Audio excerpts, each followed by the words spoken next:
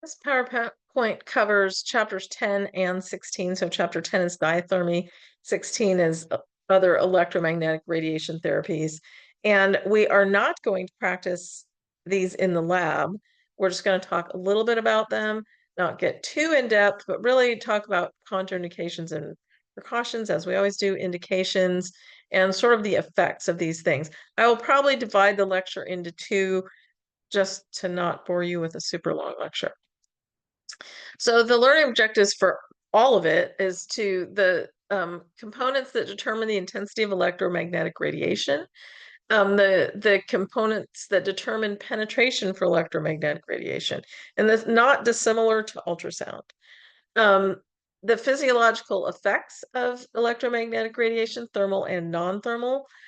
Two different types of diathermy. I'm not going to expect you to know all the parameters for diathermy, just the two different types, basically shortwave and microwave. Indications, contraindications, and precautions for diathermy and laser. The effects of laser. What does laser mean? It's an acronym. That's why it's always in capital letters. It's an acronym. And the two main parameters for laser and how they affect treatment, and any precautions for the clinician treating with EMR modalities. So there are some, you might guess. So diathermy means through heating. It's based on the Greek words, means through heating. It uses electromagnetic energy, and the frequencies are either shortwave frequencies from 1.8 to 30 megahertz. And I don't expect you to remember those numbers.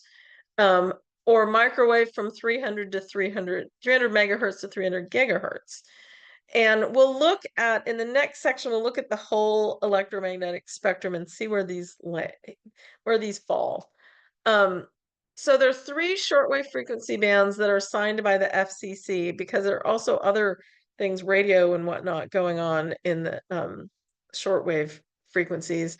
So for diathermy, 3.5, 13.56, 27.12, and 40.68 megahertz. Don't memorize those. Put them out of your mind right now.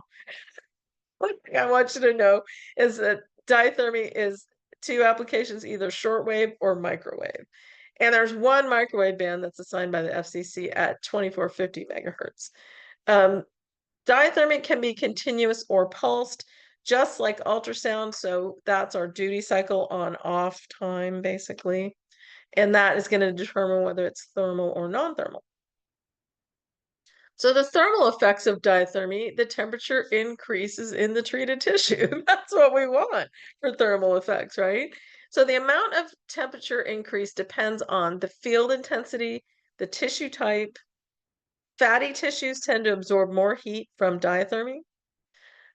Duty cycle, the distance from the patient, because it is radiation, where so it's not conduction where you're putting something hot on something cold and transferring the energy. It's radiation where it radiates through to the medium, through the air to the target tissue. The tissue temperature will increase if the average power is above 38 watts. Don't memorize that either.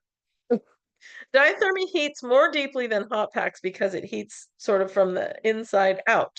Just like when you microwave food, it's the same thing. It heats from the inside out. Diathermy heats larger areas than ultrasound, and shortwave diathermy is not reflected by bone.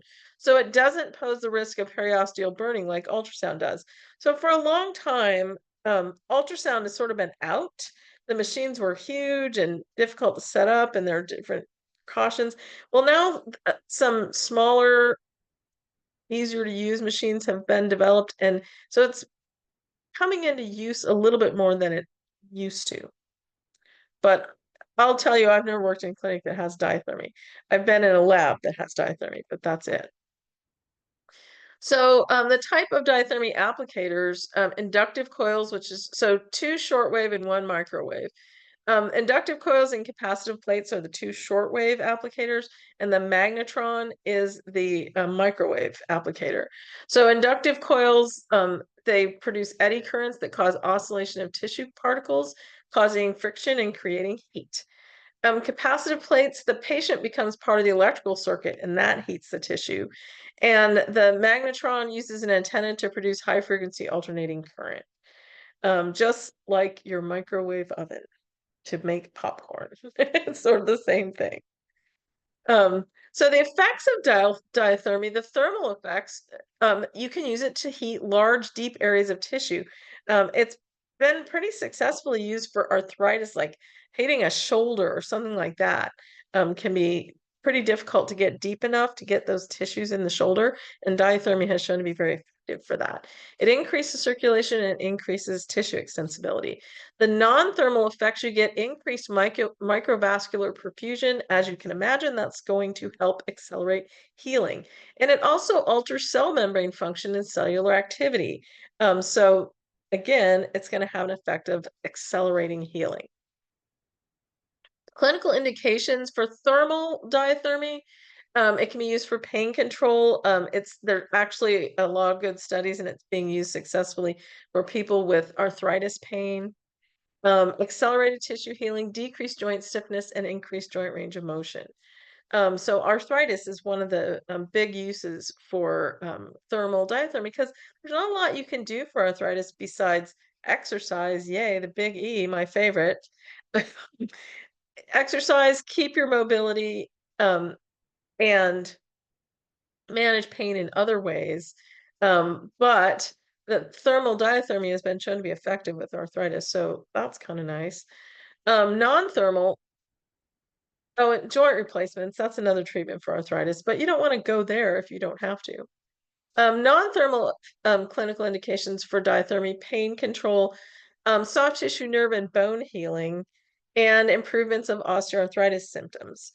So if you have arthritis, you know that it's very painful, and sometimes you just can't do anything about it. If it's a joint that can be replaced, like a hip or knee, you can do joint replacement. But if it's other joints, a lot of times, sorry, try diathermy. That might work. Contraindications for all diathermy, thermal or non-thermal, if you have implanted or transcutaneous stimulators or pumps or pacemakers or deep brain stimulation or insulin pumps or anything like that, don't do it. Pregnancy, always a contraindication for everything. For thermal diathermy, metal is a contraindication. So we said it wasn't for ultrasound, unless it also has plastic components, but it is for diathermy. Malignancy, as with most modalities, eyes, testes, and growing epiphyses. For non-thermal diathermy, you don't want to expose your deep tissue internal organs to it. You don't want to use it as a substitute for conventional therapy for edema and pain, because you're better to address it with conventional therapy. This is just like, well, that didn't work, we're going to try something else. And of course, pacemakers, electronic devices, and or metal implants. So don't use diathermy in those situations. For precautions, it can mess up other electronic or magnetic equipment. So where it's placed in the clinic is pretty important. If somebody is obese, they have more fatty tissue, and I said earlier that diathermy is absorbed more through fatty tissues. So obesity is a precaution for diathermy. If somebody has a copper-bearing IUD, that's metal. So you can think of it almost as a metal implant. That's a precaution for diathermy. If for non-thermal, if your skeleton is not fully matured, that's a precaution. For therapists, diathermy produces diffuse radiation that could irradiate the therapist as well. So it's recommended that the therapist stays 2 meters or 6 feet away from continuous diathermy applicators when they're on. And it's recommended to stay 1.5 meters or 4.5 feet away from all shortwave diathermy applicators when on. And pregnant therapists should avoid exposure to it altogether. So if you're pregnant and you're working in a clinic that has diathermy, don't go away from it. Tell them you can't use the diathermy while I'm in the clinic. So that's pretty important. Burns are a potential adverse effect of diathermy, particularly fat layers and wet skin. So those are our precautions for diathermy.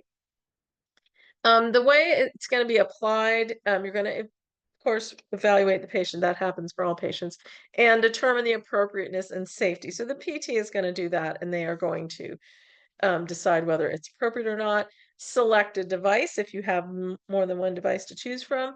You're going to explain the procedure to the patient. You're going to remove metal and clothing in the treatment area. So people have necklaces or earrings or piercings or anything like that on, take it off.